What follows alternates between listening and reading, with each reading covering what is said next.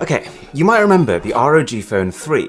It was the battery life champion, it had literally the best speakers on a mobile device, it was my gaming smartphone of the year, and this close to being my overall smartphone of the year. So, you could probably imagine that when Asus came out and said, we've got an ROG Phone 5, an ROG Phone 5 Pro, and an ROG Phone 5 Ultimate, which I will get to, I practically wet myself with excitement.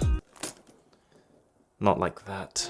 So this is how it was packaged. I wouldn't say it's hugely exciting, given how some of their last phones were presented, but it is still way above 2021 standards. It comes with a sticker pack, a classic ROG style, not very protective but still stylized case, and not just a charger, but a much faster charger than last year, at 65 watts. You gotta respect that decision. It would have been very easy now that Samsung and Apple aren't giving one to just say, we care about the environment too, and then just drop it.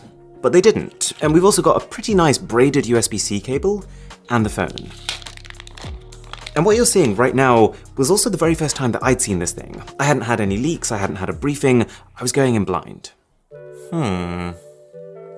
That was pretty much my first impression. Bearing in mind that these are the phones we came from, and that this is the kind of design quality we've experienced in 2021, I was just kind of expecting a little bit more. Like maybe a design that took last year's further to demonstrate how it's now gotten more powerful. Maybe chrome accents to give it some class. Or maybe even just a matte finish, given how much time people are going to spend gripping this thing. It's just a little plain. And I don't mind plain. But if that's what they were going for, then there are many phones out there with better execution of this concept. Also, this whole pixel art logo on the back, it is configurable, and it's never going to be a negative to have an option like that. But I am just kind of surprised that they're still doing this 4 generations in. Like, I totally get having LEDs in a PC case. When I built my own PC 7 or so years ago, I loaded that thing up. But there's a distinct difference between a computer that's powered through the mains and a mobile, where battery life is a precious resource. Let alone the simple fact that what proportion of time on your phone are you looking at the back? And even when you are looking at the back, isn't your hand just gonna cover it? To be clear, I don't hate this design. It feels great, it's hand-friendly, and the materials are high-end. I'm just slightly disappointed by how remarkably okay it looks, given how much of an impression some of their past phones made on me. But then I started using it, and it became very clear that actually, this phone is anything but just okay. It takes the already extreme aspects of last year's ROG Phone 3, and it cranks that lever as far as it can possibly go with current technology, with just one important caveat. So, one of the first things you'll feel when you start using this phone is that they care. As well as keeping the charger while others dropped it, this still has a headphone jack with a high-end DAC to support it, in a year where it's almost a given that a flagship phone won't have that. And they've put so much thought into the software. Like this is the setup screen, complete with its own setup screen soundtrack. They've got this augmented reality experience, where you can see the comic on the retail box come to life when viewed through the phone. They let you choose whether you want the crazy gamer aesthetic or something much more minimal. It is shockingly easy to find and apply themes, and they completely change how the phone looks. And it's probably not a coincidence how much the standby key on this phone sounds like the menus in Pokemon games. Like, this is Pokemon. This is the ROG phone.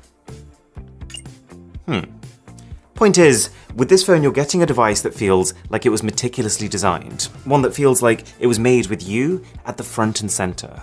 And it is backed by a serious spec sheet. A 144Hz AMOLED Gorilla Glass Victus display with about twice the touch responsiveness of any other flagship. A Snapdragon 888 chipset paired with 8 to 16 gigs of fast LPDDR5 RAM and a 6000 mAh battery. If early gaming phones were a house, this is the entire city. But it's actually even more than its specs make it seem. Like, take performance. You might look at the fact that this has the same chip as the US Galaxy S21 Ultra and think, cool, flagship level performance. But it's actually more than that. So, using the maxed out models of both phones, what I did was to run 3 back-to-back Antutu benchmarks, to test not just performance, but also how well performance can sustain with continued use. And it turns out, at least according to this benchmark, the ROG phone ends up almost a generational leap ahead. It does get externally hotter though. While the Samsung was sitting at just under 40 degrees Celsius, this was well on its way to 50. But I did reach out to Asus and ask them about this, and they said that was just the cooling mechanism doing its job.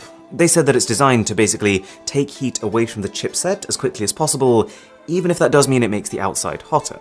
And if we then run that same test again, now using the Aeroactive Cooler for the ROG, which lets it activate an even higher performance mode called X Mode Plus, the gap gets even wider. It doesn't seem to raise the max score, but after 3 more back-to-back Antutu tests, it does mean that the peak level of performance can be sustained continuously. And this whole deal of getting a gaming phone, with this it's about more than just frame rates and points in benchmarks. You get every feature of the ROG Phone 3, everything from capacitive triggers to the Game Genie pull-out menu to crosshair customization. But compared to that phone, this one takes them even further. Like, the capacitive triggers are now even more sensitive. You can manually tune your own CPU and GPU speeds. You can add advanced motion controls to games that would normally be controlled using on-screen buttons. You can even invert your screen colors to potentially better highlight enemies. There is no doubt in my mind that this is the most settings I have ever seen on a phone. You can build your own custom display profile, have full control over system animation speeds without going into developer settings. You can pick which icons will show up in your status bar, and that's without even touching on the ridiculously intricate performance and battery saving profiles, or the ability to schedule times when your phone can switch between them. Honestly, just for the sake of making this video concise, we can't even cover all of them.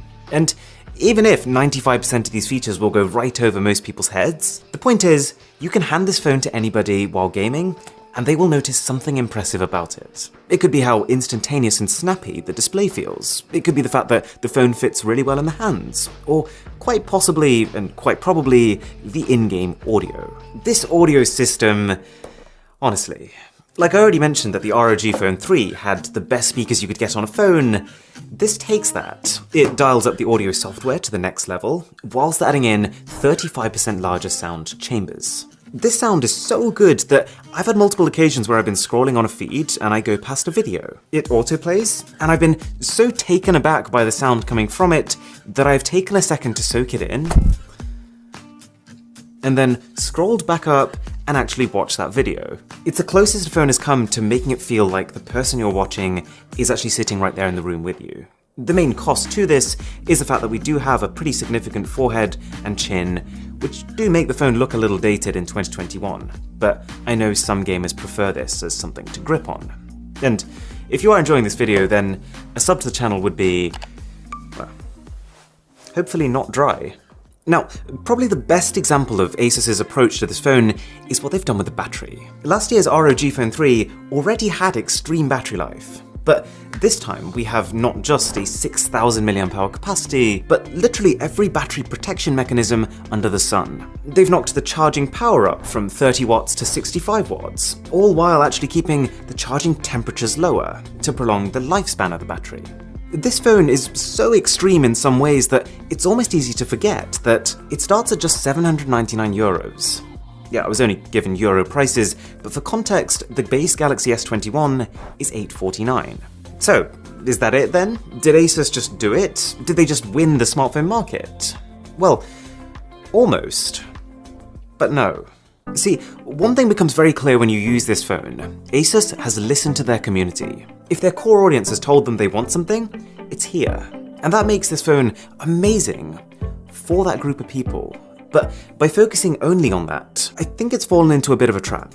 Think about it. If Asus is relying on feedback from the most engaged portion of their last phone's user base, who are those people? Most probably competitive gamers, maybe esports players, that 5% of enthusiasts who actually do use the already ridiculous number of features it had. Don't get me wrong, it's important to listen to those users, but by allowing this very small subsection to dictate the features of your next phone, you're actually going to make a device that's even more focused on the things it already did well, like making these capacitive buttons even more sensitive. And you're going to focus less on actually addressing your weaknesses, like the camera system. Now, let me just make a distinction here. This does not mean we have a bad camera. I labelled the ROG Phone 3s as good enough, and this is basically the same as that. 64 megapixel main sensor, 13 megapixel ultra-wide, 5 megapixel macro for close-ups. But every year as other devices are improving, and let's be honest, improving fast when it comes to cameras, your expectation of what you should get goes up. And so, while this isn't necessarily a worse camera than the phone we got last year, it is worse value than that when compared to the alternative options now. When there's plenty of light, it's fine. It can even be good. But as soon as you step indoors or anywhere bordering on low light, it really exposes how much progress competitors like Samsung have made, especially if you're going to be using that ultra-wide camera. Or the macro camera.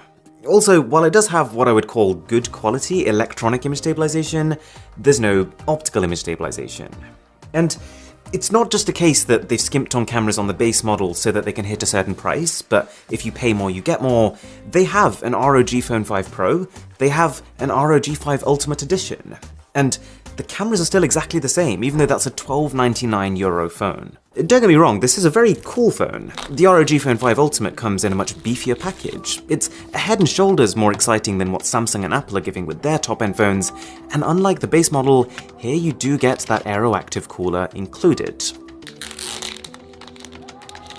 But not just that.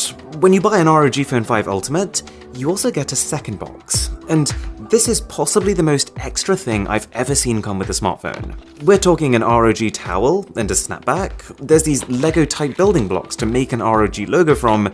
They've got their own playing cards, a sticker book, and of course, badges. It took me a while to decide how I felt about this, but then I realized, wait a second, this is exactly the point I'm trying to make. See, Asus cares. Like, who even makes stuff like this? It's ludicrous. But at the same time, it's very clear that they've picked one market, one incredibly niche market, the esports level competitive Android gamer, and maybe focused a little too much on it. Like, given what you know about the base model of the ROG Phone 5, what would you improve if you were going to make a higher end model? Logic would dictate that all efforts should be focused on the camera, the most obviously lacking feature, no?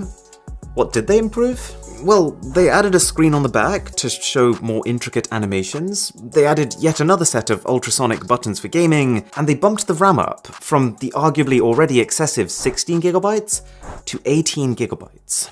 Look, I'm not saying these are bad decisions. If Asus's only goal here was to just have the best gaming phone, then for now at least, they've done that. It's an extraordinary gaming phone. There's no other device on the planet with this trifecta of speakers, battery, and performance. But what's disappointing is that they were this close to a device that I could have recommended to a much wider group of people. And had they spent a bit less on configurable LEDs and arguably over-the-top niche gaming features, we would have been there.